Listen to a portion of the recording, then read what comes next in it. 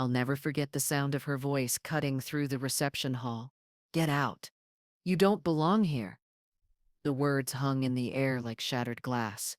It was my son Robert's wedding day, and the person screaming was Vanessa, the woman he had chosen to spend his life with. I stood there in my carefully selected cream dress, pearl earrings catching the light, as 200 guests turned to stare at me. The mother of the groom, publicly humiliated by the bride herself. For a moment, I couldn't move. I searched the crowd for Robert's face, expecting him to step forward, to say something in my defense. But he remained frozen beside his new wife, eyes downcast, shoulders hunched, his silence cut deeper than her words ever could. I felt a strange calm wash over me as I clutched my purse tighter and straightened my back.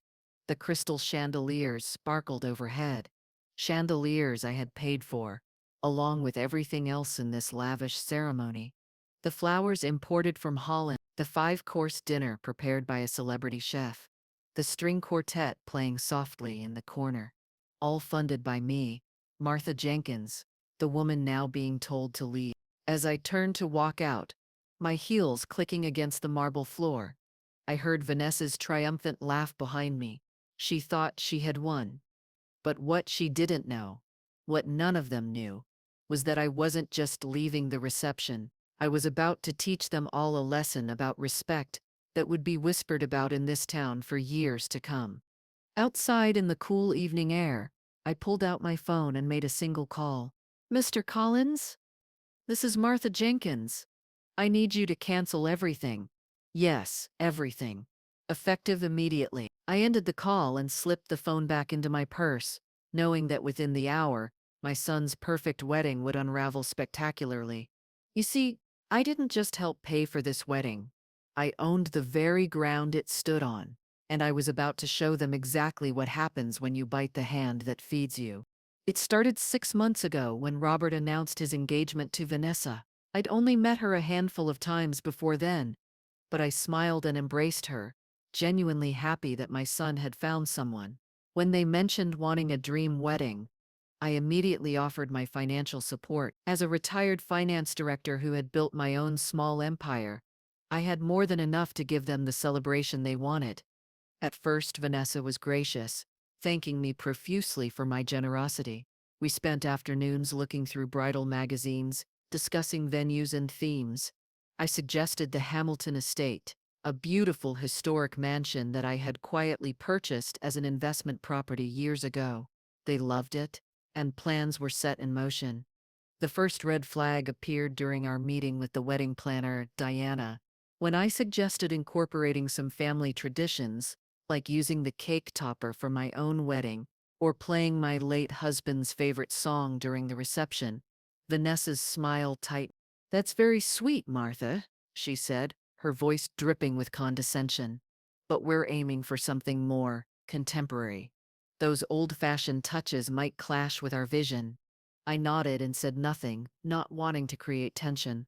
But later that week, when I arrived at her apartment with a box of heirloom jewelry she might want to consider for the something borrowed, Vanessa barely looked inside before setting it aside. "Thanks, but I've already ordered all my accessories. Designer pieces that match the bridesmaid's jewelry." She glanced at my simple pearl necklace. "Maybe you should consider updating your own look for the wedding? Something less matronly?" The comment stung, but I smiled through it. "Perhaps," I said, though I had no intention of changing the classic style I'd perfected over decades. As weeks passed, I noticed how Vanessa would conveniently forget to invite me to tastings and planning meetings, only to call afterward asking for payments to vendors. When I did attend, she would introduce me not as Robert's mother, but as our financial backer, as if I were some distant investor rather than family.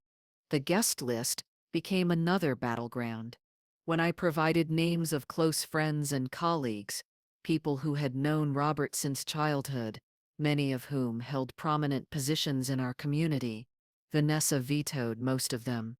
"We need to keep numbers down," she explained, though I later discovered she had invited numerous social media influencers and work connections she barely knew. It became clear she was curating a guest list that showcased her desired social circle while minimizing my presence and influence. Robert noticed none of this, or if he did, he chose not to intervene. The son who had once called me daily was now difficult to reach, always busy with wedding stuff or heading out with Vanessa. When I managed to get him alone and gently mentioned some of these concerns, he brushed them off. "She's just stressed, Mom. Wedding planning is a lot of pressure. Try to be more understanding." I bit my tongue, not wanting to force him to choose sides. After losing his father when he was just 18, Robert and I had formed a special bond. I wouldn't risk damaging that, even as I felt it slipping away.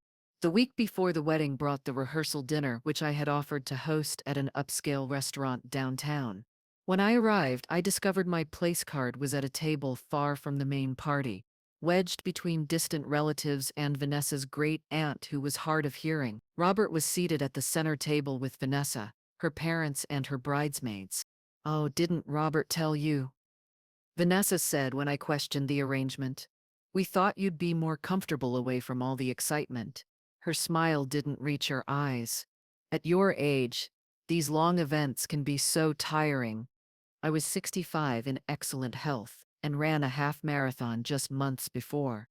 The insult was deliberate, but once again, I swallowed my pride and took my assigned seat, watching from afar as speeches were made and toasts offered. No one invited me to speak about my only son. That night, as I drove home alone, I felt a growing knot of dread about the wedding itself. If the rehearsal dinner was any indication, my role would be minimized to the point of invisibility. Still, I held on to hope that the actual day would somehow be different, that Robert would remember who had stood by him through everything, who had supported his every dream, including this wedding. I was wrong. The wedding day dawned bright and clear, a perfect June morning that belied the storm brewing beneath the surface. I arrived early at the Hamilton estate, watching the staff transform the gardens and ballroom into a fairy tale setting. I had chosen a simple but elegant cream dress with a matching jacket, classic and understated as befitted the mother of the groom. When I entered the bridal suite to wish Vanessa well, her bridesmaids formed a physical barrier, exchanging glances before one reluctantly stepped aside. "We're in the middle of photos," Vanessa said without looking up from her phone. "Could you come back later? Or better yet, just find your seat for the ceremony. We're running behind." I nodded, backing out of the room even as the photographer continued snapping casual shots of the bridesmaids lounging with champagne flutes. It was clear I wasn't wanted in those getting ready memories. The ceremony itself was beautiful, I have to admit. Robert looked handsome in his tuxedo, and Vanessa was stunning in her designer gown, a gown I had paid for without complaint, even when the price tag had made the boutique owner's eyebrows raise. I sat in the front row, smiling and dabbing at tears appropriate for a mother watching her only child marry. But inside I felt strangely hollow, as if I were watching a play rather than participating in a milestone family event. After the vows and the photos, during which I was quickly shuffled in and out for just 2 obligatory shots, guests moved to the reception. That's when I discovered my seat was at the furthest table from the head table. Partially obscured by a large floral arrangement, the seating card simply read M. Jenkins rather than Mother of the Groom, or even Mrs. Jenkins.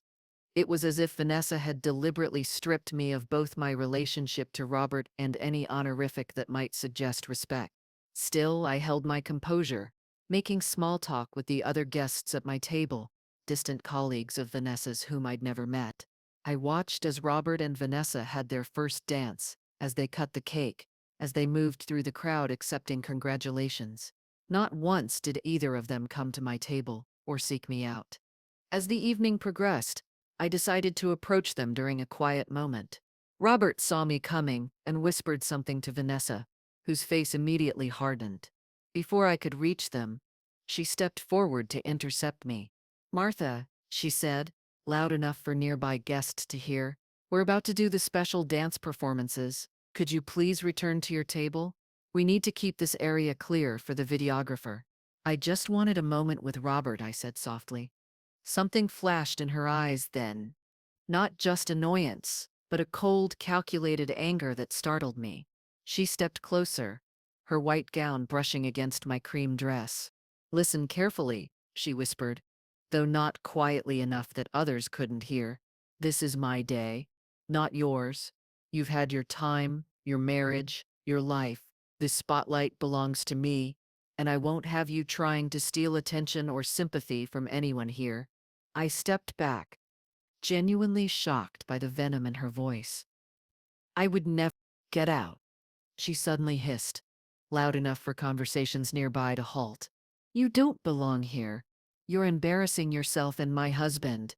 The music seemed to dim as heads turned toward us. My cheeks burned with humiliation as I stood there, publicly rejected by my new daughter-in-law, with my son just feet away saying nothing in my defense. In that moment, something shifted inside me. The hurt transformed into a cold, clear resolve. I had spent months accommodating Vanessa's increasingly disrespectful behavior, sacrificing my dignity in hopes of maintaining peace for Robert's sake. But there was a limit to what even a mother's love could tolerate, and Vanessa had just shattered that threshold spectacularly. I turned without another word and walked toward the exit, back straight, head high, ignoring the whispers that followed me. Outside, the evening air felt like freedom after the suffocating tension of the reception. I stood on the steps of the estate, my estate, and made that fateful call to Mr. Collins, the property manager who handled the Hamilton estate and several other properties in my portfolio. "Cancel everything," I repeated. "The bar service, the catering staff, the music, the lighting, everything that hasn't been prepaid, and I want the property vacated by midnight." "Mrs. Jenkins, are you sure?" "That would essentially shut down the reception that's currently in progress," he said, concern evident in his voice. "I'm aware, James. And yes, I'm absolutely certain." I knew what I was doing might seem cruel to some, but as I ended the call, I felt no remorse, only a sense of justice, long overdue. What Vanessa didn't realize was that while I had generously offered to pay for the wedding, most vendors had only received deposits, with final payments due at the end of the night. Payments that would now never come. Instead of leaving immediately, I moved to a secluded spot in the garden where I could observe the proceedings without being seen. I didn't have to wait long for the effects of my call to materialize. Within 20 minutes, the bartenders began informing guests they could no longer serve alcohol. Shortly after, the string quartet packed up mid-song, offering apologetic smiles but firm refusals when asked to continue. The catering staff, who had been preparing to serve the late-night snacks, quietly disappeared into the kitchen, never to return. Confusion spread through the reception like ripples in a pond. I watched as Vanessa, initially irritated by the minor disruptions, became increasingly frantic as she realized the magnitude of what was happening. Robert, poor Robert, kept running between his bride and various staff members, his face growing paler by the minute. The turning point came when the lights, the elaborate, expensive lighting setup that transformed the estate gardens into an enchanted forest, suddenly went dark, leaving only the basic safety lights illuminated. A collective gasp rose from the guests, followed by murmurs of concern and confusion. Some had already begun collecting their belongings, sensing that something had gone very wrong with this picture-perfect wedding. It was then that I saw Mr. Collins approach Robert and Vanessa, discreetly pulling them aside. Though I couldn't hear the conversation, I could read the body language perfectly. Collins's apologetic but firm stance, Robert's bewilderment, and Vanessa's mounting horror as understanding dawned. I knew exactly what Collins was telling them. That the property owner, unnamed but clear enough to Vanessa if she connected the dots, had revoked permission for the event to continue. That all contracted services had been canceled. That they had 1 hour to vacate the premises with their guests. Vanessa's face contorted with rage. She whirled around, scanning the darkness as if she could somehow spot me lurking in the shadows. "Where is she?" I heard her shriek. "Where is that vindictive old woman?" But I had already slipped away to my car, driving home with a curious sense of peace. The fallout would come, of course. There would be anger, accusations, perhaps even attempts at legal action. though any lawyer would quickly inform them that I was within my rights as both the property owner and the person who had contracted with the vendors. But for now, I had reclaimed something precious, my self-respect. As I pulled into my driveway, my phone began buzzing with messages from friends who had witnessed the debacle. From Robert, whose texts grew increasingly desperate. From vendors confirming that services had indeed been halted as requested. I silenced the device and poured myself a glass of the fine scotch my late husband had taught me to appreciate. Raising it in a silent toast to him, I whispered, "We raised him better than this, James. But some lessons have to be learned the hard way." Then I took my drink to the porch swing, settled in, and waited for the storm I had just unleashed to find its way to my door. Part of me felt a pang of regret for disrupting what should have been Robert's special day, but a stronger part recognized that what I had disrupted wasn't a celebration of love. It was a showcase of disrespect that had gone unchallenged for too long. And some things, once set in motion, simply need to play out to their natural conclusion. I didn't have to wait long. Headlights swept across my front lawn just after midnight. Robert's car parking haphazardly in my driveway. I set down my second glass of scotch and waited as two car doors slammed. Robert and Vanessa emerged, still in their wedding attire, though considerably more disheveled. Vanessa's elaborate updo was coming undone, and Robert had loosened his tie and looked utterly defeated. They marched up to my porch, Vanessa leading the charge with fire in her eyes. I remained seated on my swing, calm and collected in the face of the coming storm. "How could you?" Vanessa's voice trembled with rage. "How dare you ruin our wedding? Do you have any idea what you've done?" I took a measured sip of my scotch before responding. "I believe I simply exercised my rights as a property owner and as the person funding an event where I was clearly unwelcome." "You spiteful, vindictive," she began, but Robert put a restraining hand on her arm. "Mom," he said, his voice strained. "What happened? Why would you do this to us?" "To me?" The genuine confusion in his eyes nearly broke my resolve. "Nearly. To you?" I echoed, setting down my glass. "Robert, you stood there while your wife publicly humiliated me. You said nothing when she told me to get out of your wedding, a wedding I paid for, at a venue I own. You've watched for months as she's systematically pushed me to the margins of your life, and you've done nothing." "That's not," he started, but I held up my hand. "It is exactly what happened, and we both know it. The question isn't why I did what I did tonight. The question is why you expected me to finance my own erasure from your life." Vanessa let out a harsh laugh. "Oh, here it comes. The guilt trip about how much you've done for your precious son. Newsflash, Martha, parents are supposed to help their children. That doesn't give you the right to control everything." I turned my gaze to her, and something in my expression made her take a small step back. "Control would have been dictating your guest list, your venue, your menu, all things you actually did. Vanessa, what I did tonight wasn't about control. It was about consequences." "Consequences?" Robert looked bewildered. "Mom, she was stressed. She didn't mean—" "Don't you dare make excuses for her," I said quietly, and the sharpness in my voice silenced him instantly. "She meant every word, just as she meant it when she seated me at the farthest table, when she excluded me from the photos, when she introduced me as your financial backer rather than your mother. She has shown me exactly what she thinks of me, and tonight I finally showed her what I think of that." Vanessa's face had turned an alarming shade of red. "You've ruined everything." The guests were mortified. "The vendors think we're deadbeats who couldn't pay our bills. My parents are furious. Our honeymoon flight leaves tomorrow, and we don't even have a place to spend tonight because the hotel reservation was mysteriously canceled too." I raised an eyebrow at this last revelation. I hadn't canceled their hotel, but apparently someone else had. The universe works in mysterious ways. "That sounds difficult," I said evenly. "Almost as difficult as being publicly humiliated by your son's wife and then thrown out of a wedding you paid for." Robert ran his hands through his hair, a gesture so reminiscent of his father that my heart clenched. "What do you want from us, Mom? An apology? Fine, we're sorry. This was supposed to be the happiest day of our lives and now it's a disaster. Is that enough for you?" The weariness in his voice struck me, but not in the way he intended. This wasn't my strong, principled son speaking. This was a man who had lost his way, who was apologizing not because he understood his mistake, but because he wanted the problem to go away. No, Robert, that's not enough, I said softly. What I want is for you to understand that respect isn't optional in relationships that matter.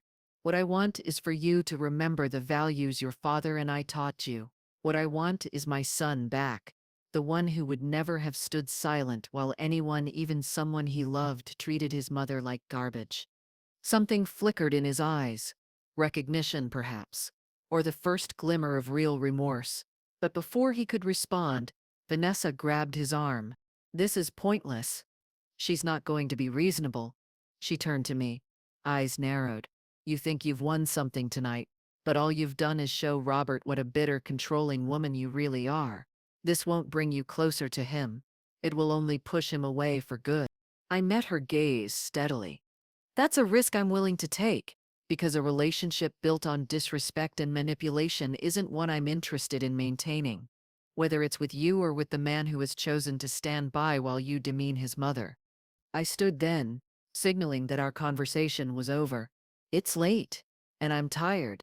You two have a lot to figure out, and none of it requires my input. Good night. Without waiting for their response, I walked into my house and closed the door firmly behind me. Through the window, I watched them stand frozen on my porch for a long moment, before finally retreating to their car, Vanessa gesticulating wildly, while Robert slumped behind the wheel. As their taillights disappeared down the street, I leaned against the door and finally allowed the tears to come, not tears of regret, but of release. I had taken a stand that was decades overdue, not just with Vanessa but with Robert too. Whether it would heal our relationship or destroy it remained to be seen. But for the first time in months, I felt true to myself again. What I didn't know then was that my actions that night would ripple out far beyond our small family drama, changing dynamics I hadn't even considered and setting in motion a reckoning that none of us had anticipated. By morning, my phone would be filled with messages, some supportive, others condemning, but all confirming one thing. Martha Jenkins was no longer a woman to be overlooked or dismissed. And that realization would shake our small community to its core. The morning after the wedding disaster, I woke to sunshine streaming through my bedroom windows and the distant sound of my phone buzzing persistently. I had silenced it the night before but hadn't turned it off completely, a habit from my years in finance when emergency calls might come at any hour. I made myself a cup of strong coffee before finally checking the screen. 37 missed calls, 63 text messages, 29 emails. The digital aftermath of a social explosion. Most of the calls were from Robert, starting with angry demands to talk, gradually shifting to plaintive requests, and finally, around 4 a.m., a simple text. We need to figure this out. Please call me when you're ready. There were also messages from friends who had attended the wedding, their tones ranging from shock to barely concealed delight at the drama. Several expressed concern for my well-being, while others admitted they had noticed Vanessa's treatment of me during the reception and found it appalling. I was seated at your table, wrote my old friend Margaret. Couldn't believe they put you so far from the action. When the lights went out and rumors started flying about what happened, I almost stood up and applauded. Call me when you can. Even Diana, the wedding planner, had sent a carefully worded email. While I cannot professionally condone the disruption of an event, I feel compelled to say that I observed numerous instances of disrespect directed toward you throughout the planning process. I hope all parties can find resolution moving forward. The most surprising message came from Vanessa's mother, Caroline. We had met only a handful of times during the engagement, and she had always seemed pleasant if somewhat intimidated by me, a reaction I often received from people who had researched my business background before meeting me in person. Martha, her message read, I want you to know that I was horrified by my daughter's behavior yesterday. While I wish the evening had ended differently, please know that Richard and I did not raise her to treat family this way. We should talk when the dust settles. I set the phone aside, unsure how to respond to any of these messages yet. Instead, I took my coffee to the back patio, where my garden was in full summer bloom, a tranquil contrast to the chaos I had unleashed the night before. I was halfway through my second cup when the doorbell rang. Steeling myself for another confrontation, I was surprised to find not Robert or Vanessa at the door, but James Collins, my property manager. "Mrs. Jenkins," he said with a slight bow of his head, "I hope I'm not intruding. I wanted to check that you're all right after last night's events." I invited him in, touched by his concern. Collins had worked for me for nearly a decade, managing the various properties I had acquired during my career. He was unfailingly professional, which made his personal visit all the more meaningful. "I'm fine, James. Thank you. Though I imagine you've had a busy morning dealing with the fallout." He accepted the coffee I offered with a grateful nod. "Nothing I can't handle. All the vendors have been notified that the cancellation came directly from the property owner, which absolves them of any liability. Most were quite understanding once I explained the situation." I raised an eyebrow. "And what situation did you explain exactly?" A hint of a smile crossed his usually impassive face. "Only that there had been a significant breach of contract terms regarding respect for the property owner. I may have implied it was more about damaging the venue than personal disrespect, but the vendors drew their own conclusions." "I appreciate your discretion," I said, genuinely thankful that he hadn't turned my personal drama into gossip fodder. "Of course," he hesitated before adding, "though I should mention that Ms. Vanessa has been calling our office repeatedly this morning, demanding to know if you were behind the cancellations and threatening legal action for emotional distress." I couldn't help the short laugh that escaped me. "Let her try. Any decent lawyer will tell her she doesn't have a case. That's what our legal team said when I consulted them first thing today," Collins confirmed. "Still, I wanted to warn you that she seems determined to make this as difficult as possible." "I expected nothing less," I admitted, "but I've faced tougher opponents in boardrooms across the country. Vanessa will find I'm not easily intimidated." After Collins left, promising to keep me updated on any developments, I decided it was time to face at least some of the messages waiting on my phone. I started with Margaret, arranging to meet her for lunch later that week. Then I responded to a few other close friends, thanking them for their concern and assuring them I was fine. I deliberately left Robert's messages for last, unsure what to say to my son. Part of me ached for him, knowing that regardless of his mistakes, he was suffering. Another part remained resolute that this reckoning had been necessary, painful but unavoidable if our relationship was ever to be honest again. Finally, I typed, "I'm willing to talk when you're ready to have a real conversation, just you and me. Think about what kind of relationship you want with me going forward, because I've made my boundaries clear." I had just sent the message when my doorbell rang again. This time, the visitor was entirely unexpected. Richard Montalvo, Vanessa's father. He stood awkwardly on my porch, his normally confident demeanor subdued.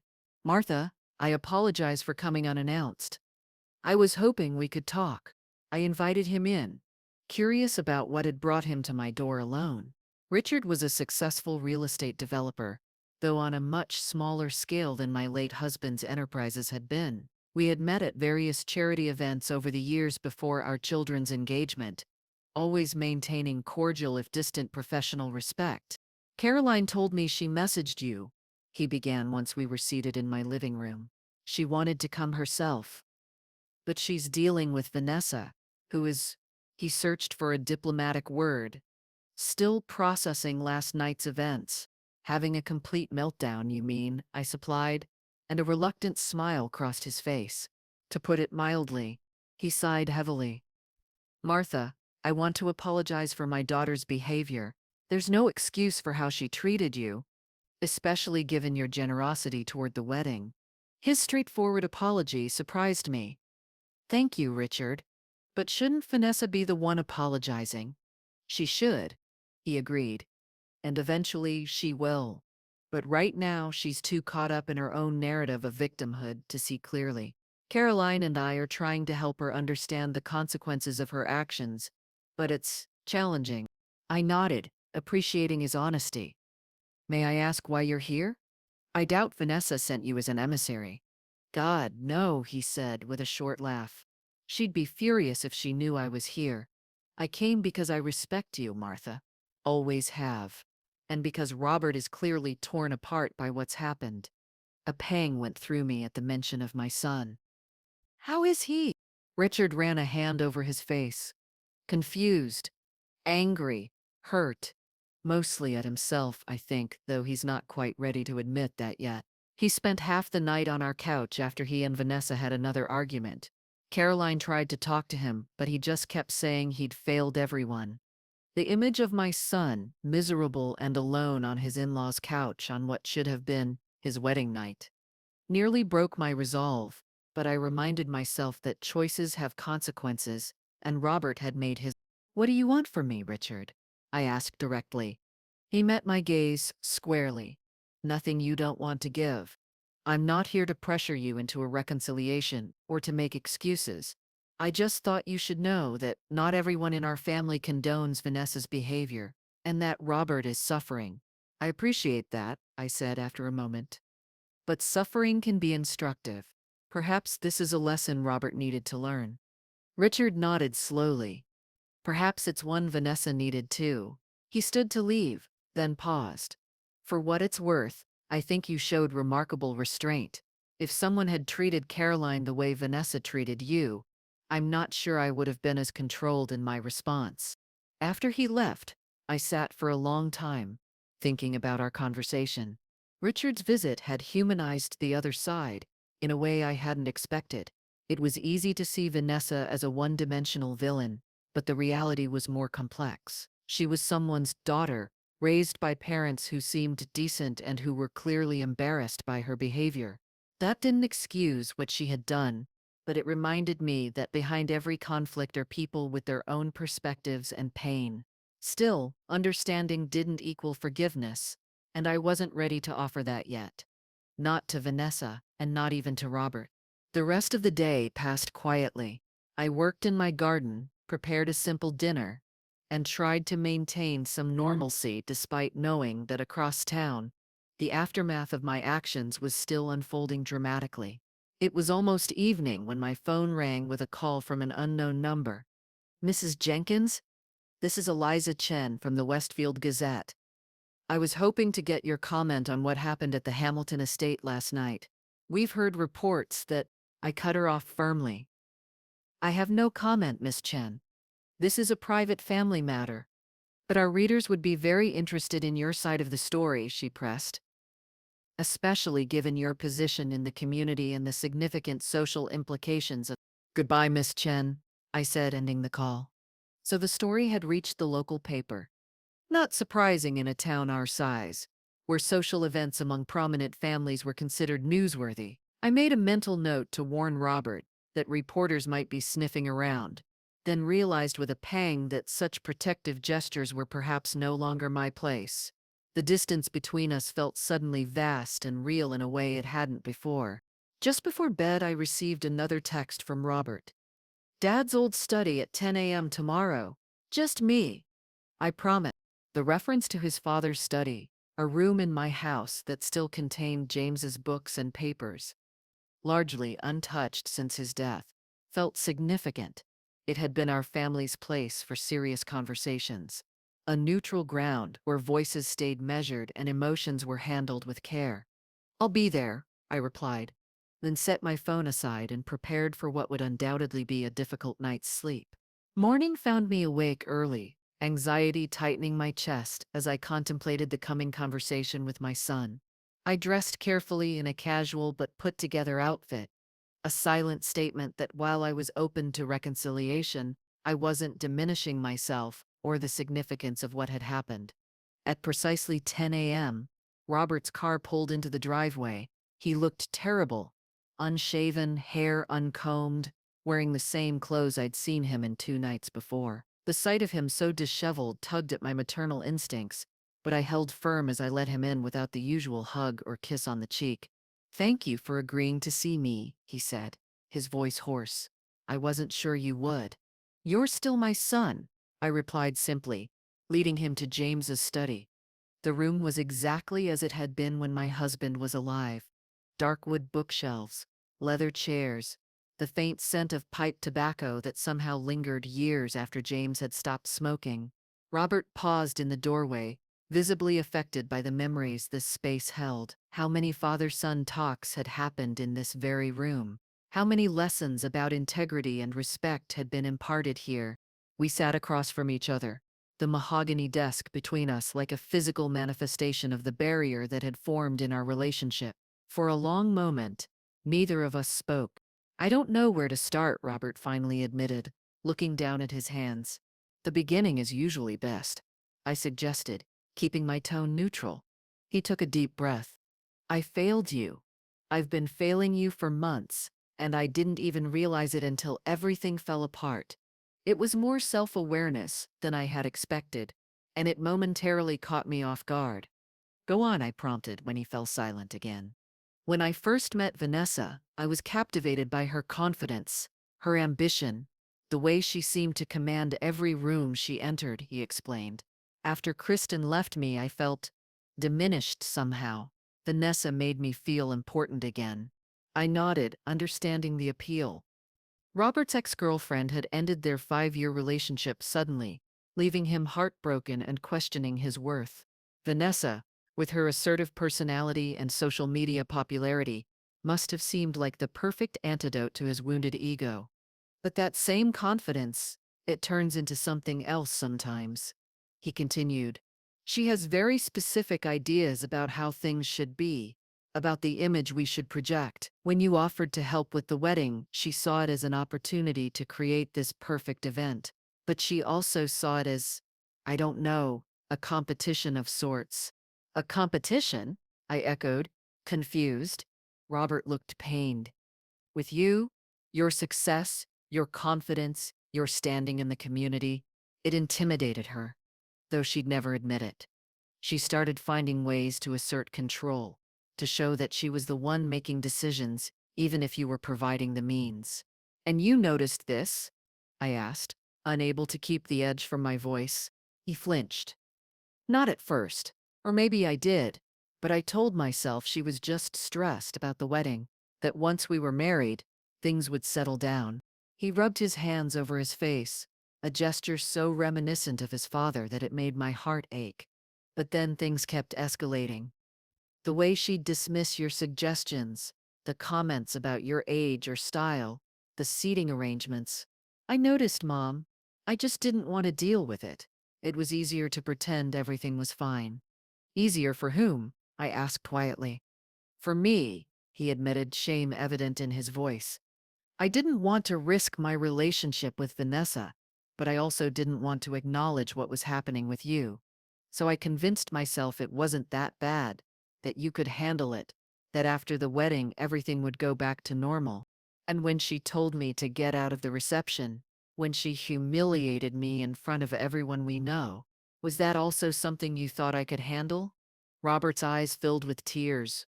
No, that was the moment I should have stepped in, should have said something, done something. Instead, I froze. I was a coward, Mom, and I'll never forgive myself for that. His raw honesty disarmed me slightly, but I wasn't ready to offer absolution. What would your father have said if he'd seen you stand by while someone spoke to me that way? The question hit him like a physical blow. He actually recoiled, his face contorting with pain. He would have been ashamed of me, Robert whispered. He would have said I forgot everything he taught me about respecting women, about loyalty to family, about having a backbone. Yes, he would have, I agreed, not softening the truth. Your father valued integrity above all else.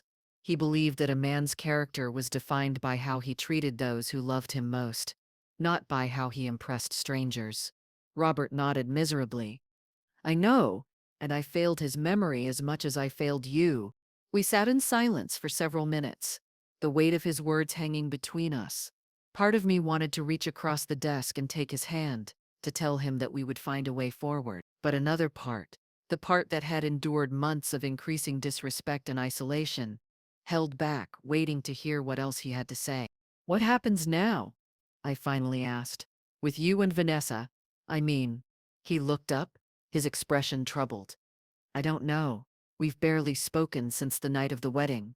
She's staying with her parents, and I'm at the apartment. She's still furious with you, still talking about lawsuits and revenge social media posts and all sorts of things that I know aren't realistic. And how do you feel about all that? I pressed. Honestly, I think she's wrong. What you did was extreme, but he hesitated, then continued with more conviction. But she pushed you to it. We both did. And now I can't stop thinking about all the little moments where I should have spoken up but didn't. All the times I let her diminish you because it was easier than confronting her. His admission surprised me. I had expected defensiveness, perhaps even continued attempts to justify Vanessa's behavior or minimize my response. This level of self-reflection suggested that perhaps the events had affected him more deeply than I'd anticipated. I don't know if Vanessa and I will make it through this, he continued quietly. But I do know that I can't lose you, Mom. I've already lost Dad. The thought of losing you too, especially because of my own failures. His voice broke. I can't bear it. For the first time since he'd arrived, I felt my resolve softening. Not completely, there were still hard conversations to be had, boundaries to be established, trust to be rebuilt. But seeing my son's genuine remorse opened a door I had feared might remain closed forever. Robert, I said gently, I'm not going anywhere. I'm angry and hurt. Yes, but you're my son, and nothing will ever change that. What needs to change is how we treat each other, how we communicate, how we handle conflict. I know, he nodded eagerly. I want to do better. I need to do better. It won't be easy, I warned. And it can't just be words. I need to see real changes in your behavior, not just toward me, but in how you allow others to treat me, including Vanessa, if she remains in your life. I understand, he said solemnly. I won't let you down again. I wanted to believe him. Part of me did. But experience had taught me that words come easily in moments of crisis. It's the sustained effort afterward that reveals true commitment to change. Time will tell, I said, neither accepting nor rejecting his promise. For now, I think we both need space to process everything that's happened. But I'm willing to work on rebuilding our relationship if you are. Relief washed over his face. I am. More than anything. As he rose to leave, he paused by the bookshelves, running his fingers along the spines of his father's favorite business ethics books. Dad would have handled this all so much better than I did. Perhaps, I acknowledged, but he had years more experience than you, and he made his own mistakes along the way. What matters is that you learn from this, that you grow from it. At the door, Robert turned to me one last time. I'm sorry, Mom. Truly. And I'll prove it to you, I promise. I watched from the window as he drove away, feeling emotionally drained but also cautiously hopeful. Our conversation had been more productive than I dared to expect, though I remained realistic about the challenges ahead. Robert's recognition of his mistakes was a crucial first step, but lasting change would require consistent effort and probably some difficult decisions regarding his relationship with Vanessa. What I hadn't told him, what I wasn't ready to share yet, was that his wedding disaster had rippled far beyond our immediate family circle. My phone had been buzzing all morning with messages from other mothers in our community, women who had witnessed similar dynamics with their own children's partners, but had never found the courage to push back. Some sought advice. Others simply wanted to express solidarity. It seemed I had inadvertently become something of a folk hero among a certain set, the mother-in-law who fought back, as one friend had jokingly called me. While I had no interest in being anyone's relationship guru, these messages underscored that what had happened wasn't just about Vanessa's disrespect or Robert's failure to intervene. It was about broader patterns that played out in families everywhere. About the invisible work mothers do to maintain peace even at the cost of their own dignity. About the courage it takes to say enough when that dignity is threatened. As the day progressed, I forced myself to focus on normal tasks, grocery shopping, returning emails related to my charitable foundation, scheduling a long overdue dental appointment. The mundane details of everyday life provided a welcome counterbalance to the emotional intensity of recent events. It was during this pretense of normalcy, as I was selecting tomatoes at the local farmer's market, that I ran into Caroline Montalvo, Vanessa's mother. She spotted me first, hesitating visibly before approaching with a nervous smile. "Martha," she greeted me, her voice lowered as if concerned about being overheard. I wasn't sure if I should say hello. "Hello is always appropriate, Caroline," I replied evenly, continuing to examine the produce.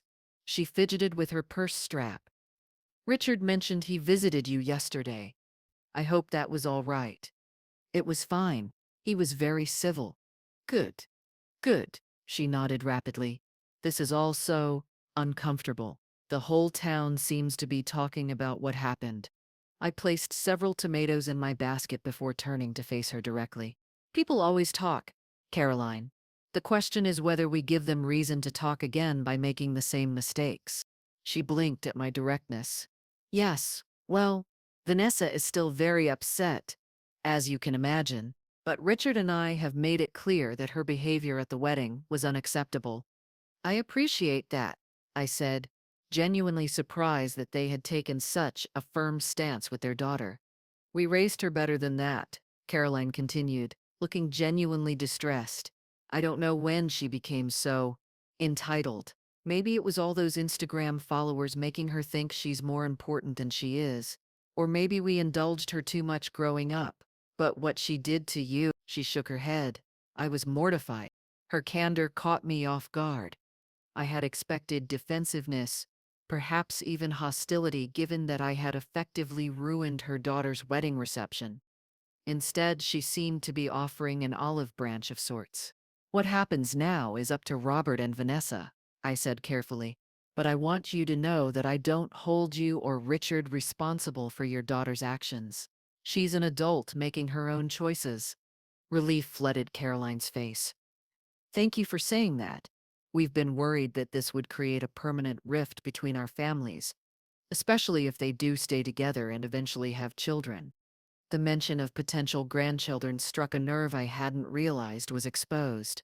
Despite everything, I had occasionally allowed myself to imagine a future where Robert and Vanessa had children.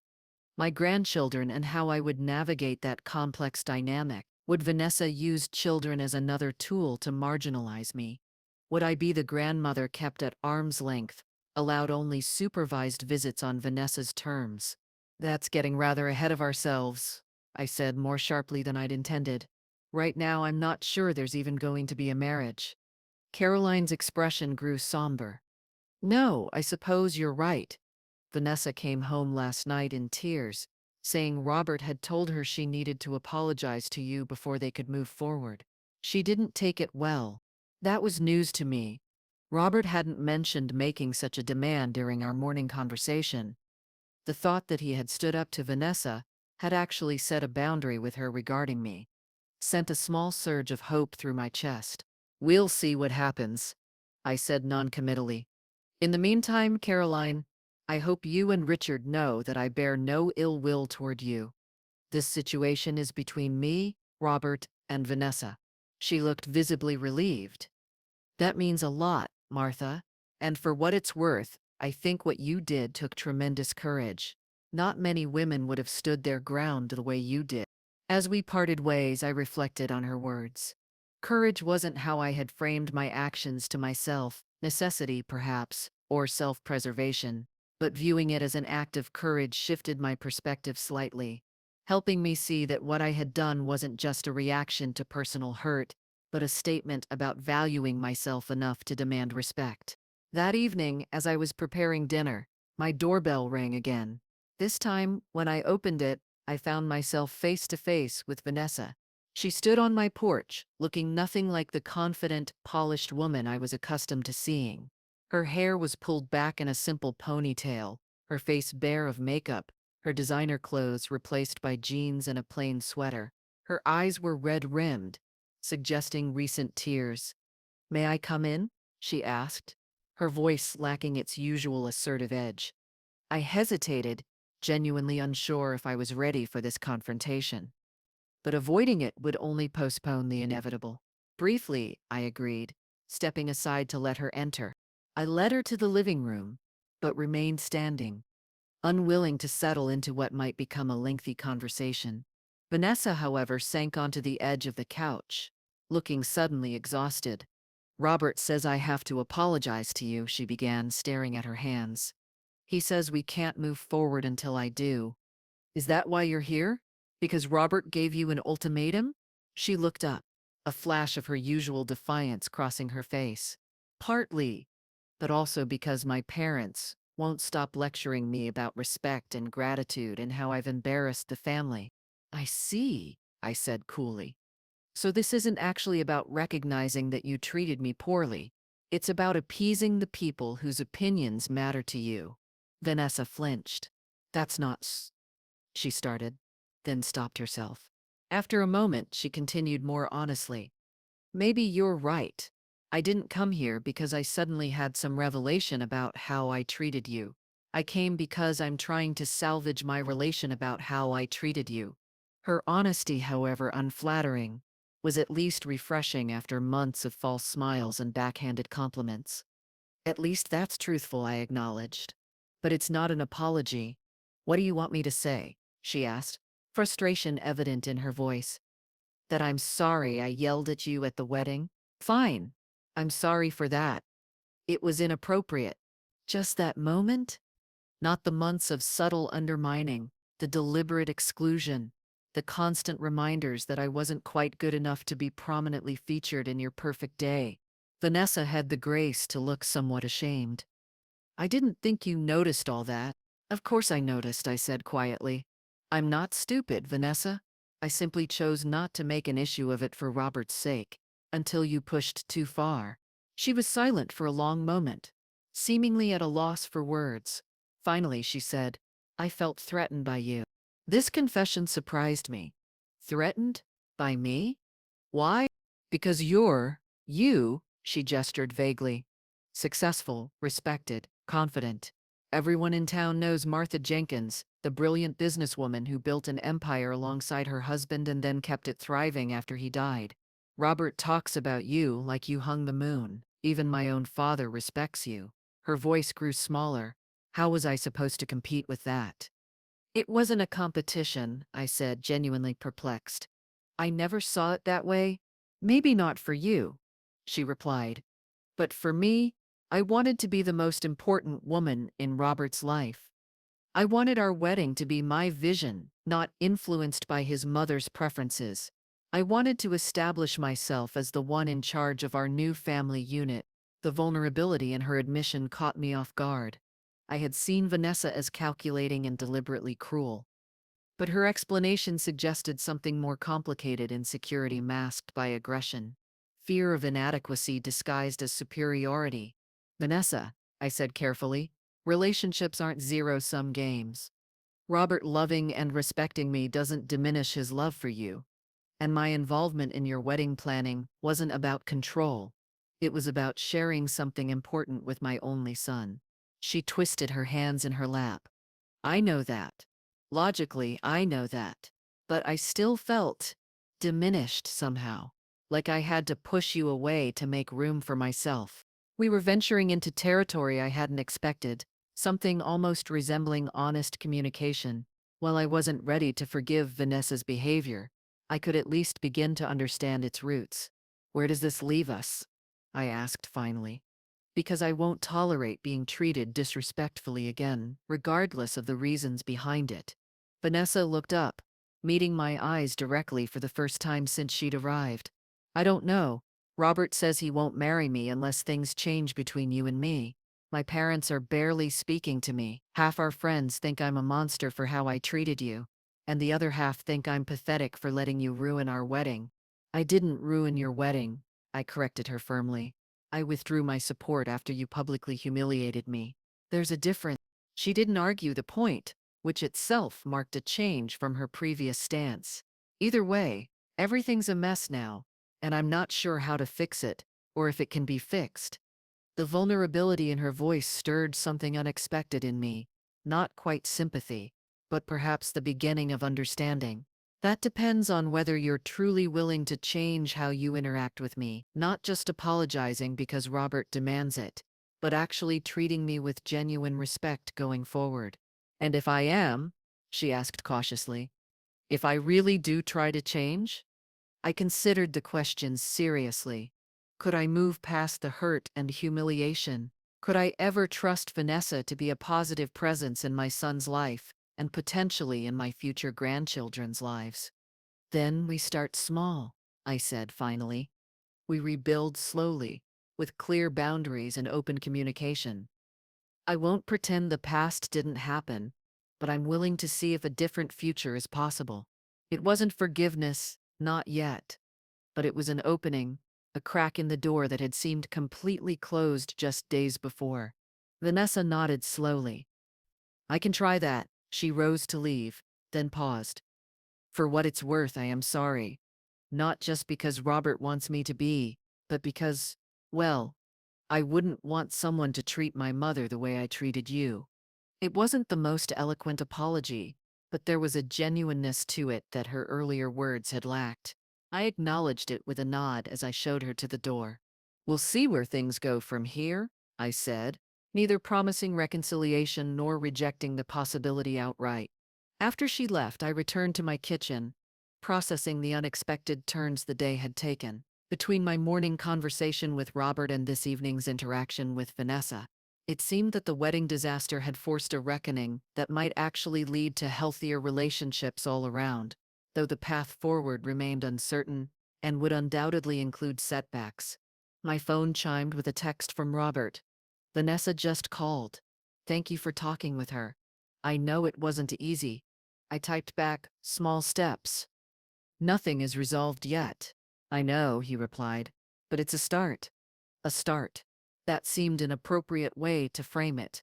Not a clean resolution or a happily ever after, but the beginning of a new phase where authentic communication might replace the polite fictions and silent resentments that had characterized our family dynamics for too long. As I prepared for bed that night, I found myself thinking about James and what he would make of all this. My late husband had been a direct man who valued honesty above comfort, integrity above convenience. He would have been disappointed in Robert's initial failure to stand up for me, but I thought he would approve of how our son was trying to make amends now. We're figuring it out, James, I whispered to the photo on my nightstand. It's messy and painful, but we're figuring it out. That night, I slept better than I had in months, as if some tightly wound spring inside me had finally begun to uncoil. Whatever happened next, whether Robert and Vanessa stayed together or parted ways, whether our family found a new equilibrium or continued to struggle, I had reclaimed something essential, my voice, my dignity, my place in my own life. And that, I realized as I drifted off to sleep, was worth every moment of discomfort this confrontation had cost. The fallout from the wedding continued to ripple through our community in the days and weeks that followed. People chose sides, gossip flared and receded, and our family's private drama became something of a cautionary tale at country club luncheons and charity committee meetings throughout town. I found myself the subject of both criticism and admiration, depending on who was doing the talking. Some called me vindictive and controlling, while others praised my backbone and refusal to be disrespected. The truth, as always, was more nuanced than either narrative allowed, but I let people believe what they wanted. My focus remained on rebuilding my relationship with Robert and establishing clear boundaries with Vanessa. 3 weeks after the wedding disaster, Robert invited me to dinner at a quiet restaurant on the outskirts of town, neutral ground for what would be our first extended conversation since our meeting in James's study. He arrived alone, explaining that he and Vanessa had agreed this reconnection should be just between mother and son. We're seeing a counselor, he told me as we settled into our meal. Vanessa and I mean, trying to work through everything. That seems wise, I said, genuinely pleased that they were seeking professional help. How is it going? Hard, he admitted. Really hard. Turns out we both have issues to work on. Not just about what happened with the wedding, but deeper stuff about communication, respect, how we handle conflict. And you're still together? I asked carefully, wanting to understand where things stood without appearing to push in either direction. He nodded. For now, the counselor suggested we postpone making any permanent decisions about our relationship until we've had more time to process everything. We're living separately. I'm back in my old apartment, and she's staying with a friend. That sounds sensible, I offered, relieved that they weren't rushing back into cohabitation before addressing the fundamental problems in their relationship. She's also seeing someone individually, Robert continued, surprising me. A therapist who specializes in self-esteem issues. She's starting to realize that a lot of her behavior toward you, toward me, toward others comes from deep insecurity that she masks with perfectionism and control. I hadn't expected Vanessa to be so proactive about addressing her issues, and I said as much to Robert. I think the wedding fallout was a wake-up call for both of us, he explained. For me, it was realizing how much I'd compromised my own values to avoid conflict. For her, it was seeing how her need for control had cost her not just the perfect wedding she wanted, but also the respect of people whose opinions matter to her. Her parents, our friends, even some of her social media followers who heard what happened. We continued talking through dinner, the conversation flowing more easily than I had anticipated. Robert shared how the counseling was helping him recognize patterns from his childhood. His tendency to avoid conflict, his fear of disappointing others, his habit of seeking approval through accommodation rather than authenticity. Dad was such a strong presence, he reflected. So sure of himself, so principled. After he died, I think I lost some of my own footing. It was easier to go along with what other people wanted than to figure out what I wanted. Your father would understand that, I assured him. He wasn't born confident and principled. He developed those qualities over time, through experience and, yes, through making mistakes and learning from them. That's what I'm trying to do now, Robert said earnestly. Learn from this massive mistake. Become someone Dad would be proud of again. He was always proud of you, I reminded him gently. And so am I, especially seeing how you're handling this situation now, with reflection and a genuine desire to grow. By the time we finished dessert, something had shifted between us. Not a complete healing that would take more time and continued effort, but a tentative new understanding. Robert was no longer the little boy looking to me for direction. Nor was he the passive man who had allowed his fiancée to disrespect his mother. He was becoming something new, an adult taking responsibility for his choices and their consequences. As we walked to our cars, he asked hesitantly, "Would you be willing to meet with Vanessa and me together sometime? Not right away, but maybe in a few weeks?" Our counselor thinks it might be helpful for all of us to have some facilitated conversations about moving forward. I considered the request carefully. I'd be open to that, with some conditions. I want to be sure we're all entering that conversation with genuine intentions, not just going through the motions. Of course, he agreed quickly. We can discuss the details when the time comes. I just wanted you to know that it's something we're both thinking about. We parted with a hug, the first since before the wedding, and I drove home feeling cautiously optimistic about the future of our relationship. That optimism was tested the following weekend when I encountered Vanessa unexpectedly at the local bookstore. I had stopped in to browse the new releases section when I rounded a corner and nearly collided with her between the shelves. "Martha," she said, clearly startled. "I didn't expect to see you here." "It's a small town," I replied neutrally. Encounters are inevitable. An awkward silence fell between us. This was our first meeting since her visit to my home, and without the privacy of that setting, both of us seemed unsure how to proceed.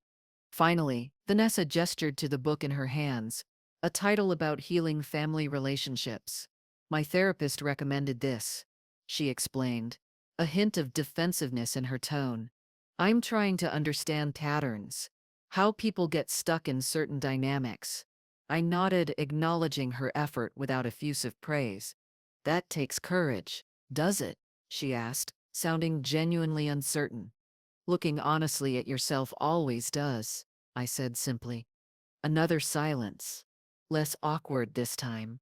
Then Vanessa said, I've been thinking about what you said about relationships not being zero-sum games.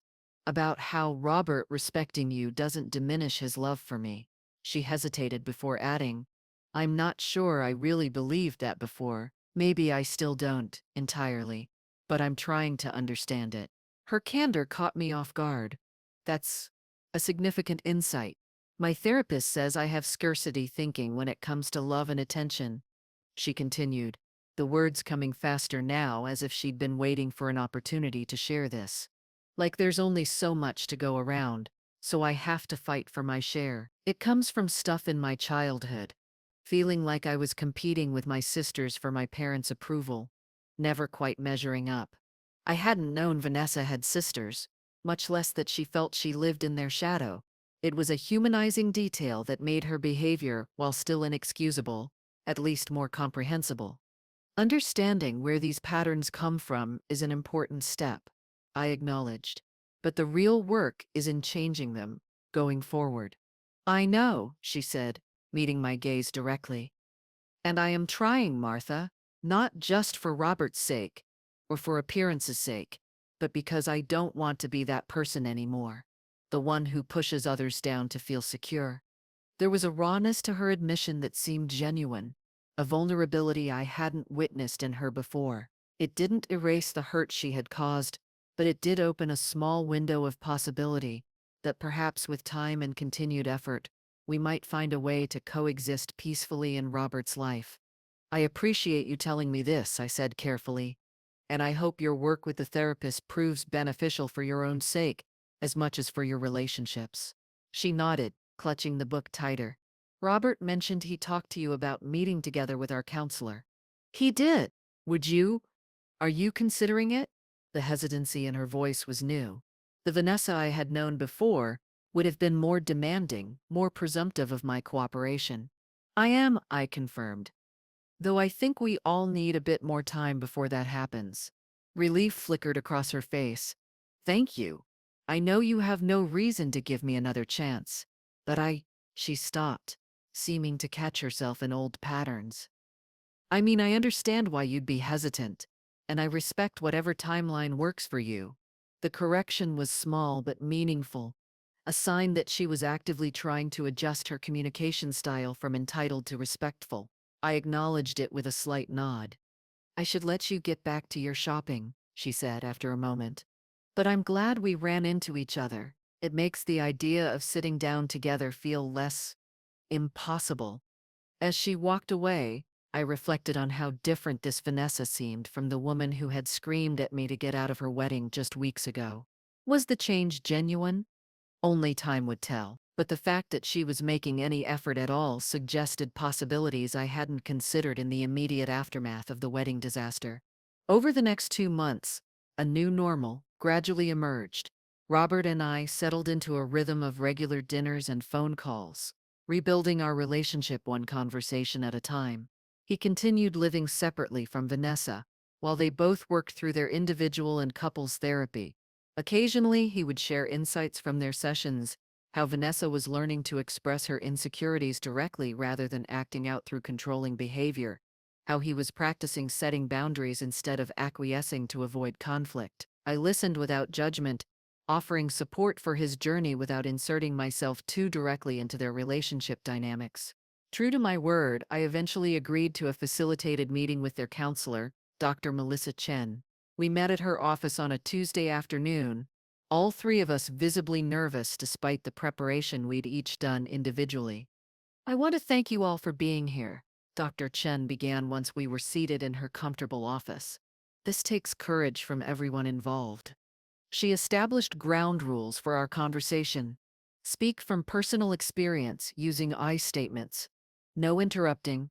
Take breaks if emotions become overwhelming. And then invited each of us to share our perspectives on what had happened and what we hoped for going forward. Robert spoke first, taking responsibility for his role in allowing the situation to deteriorate. Vanessa followed, acknowledging her insecurity-driven behavior and expressing genuine remorse for how she had treated me. When my turn came, I spoke honestly about the hurt I had experienced, but also about my hope that we could establish a healthier family dynamic moving forward. The conversation wasn't easy. There were tense moments, tears from all three of us at various points, and periods of uncomfortable silence. But there was also authentic communication, perhaps for the first time since Robert had introduced Vanessa into our lives. By the end of our 90-minute session, we had established some preliminary agreements. Robert and I would continue rebuilding our relationship without Vanessa's involvement for now. Vanessa and I would communicate directly rather than through Robert if issues arose. And we would all meet again with Dr. Chen in a month to reassess our progress. It wasn't a Hollywood ending with all conflicts magically resolved, but it was a practical framework for moving forward with greater awareness and respect on all sides. As I drove home from that meeting, I found myself thinking about the wedding that never really happened, the elaborate celebration that had imploded under the weight of unaddressed tensions and disrespect. In its place, something else was slowly taking shape, not a fairy tale but a real-world story of imperfect people learning to navigate conflict, set boundaries, and rebuild trust. 6 months after the wedding disaster, Robert and Vanessa decided to have a small private ceremony at the courthouse, with just their parents present. They invited me to lunch afterward, not a reception, just a simple meal to mark the occasion. As I watched them exchange glances across the table, I saw something I hadn't noticed before, a deeper understanding between them, forged through the difficult work they'd done both individually and together. They still had challenges ahead, as all couples do, but they were facing them with greater awareness and maturity than they had shown before. When Vanessa turned to me and said, "Thank you for being here, Martha. It means a lot to both of us." The words came without artifice or hidden agenda, and when I replied, "I wouldn't have missed it," I meant it sincerely. Later that evening, alone in my garden as the summer twilight faded to darkness, I reflected on the extraordinary journey we had all taken since that fateful night when I had walked out of the reception and made the call that changed everything. What had seemed like an ending, the collapse of a wedding, perhaps even a permanent fracture in my relationship with my son, had actually been a beginning of more honest communication, of genuine respect rather than superficial politeness, of relationships built on authentic connection rather than obligation or fear. It hadn't been easy, and there had been moments when I wondered if the damage could ever be repaired. But standing in my garden, watching the first stars appear in the darkening sky, I felt a sense of peace that had eluded me for a long time. "We did it, James," I whispered to the evening air. "Not perfectly, not without pain, but we found our way through," and in that moment, I could almost feel him beside me, nodding in approval at the stand I had taken and the healing that had followed. Some lessons come at a high price, but their value endures long after the cost is forgotten. By refusing to accept disrespect, by insisting on my rightful place in my son's life, I had not only reclaimed my own dignity, but had also set in motion changes that ultimately strengthened all our relationships. It wasn't the ending any of us had expected, but perhaps it was the one we all needed. A reminder that real love demands truth, that genuine respect cannot coexist with manipulation, and that sometimes the most loving thing we can do for others is to hold them accountable for their actions. As the night deepened around me, I made a silent promise to myself to continue standing firm in my worth, to nurture the healing that had begun in our family, and to remember that even in our most painful moments, possibilities for growth and renewal exist if we have the courage to embrace them. The path forward might not always be smooth, but it would be authentic. And after everything we had been through, that authenticity felt like the greatest gift of all. More precious than any wedding, more lasting than any celebration, more real than any fairy tale ending could ever be.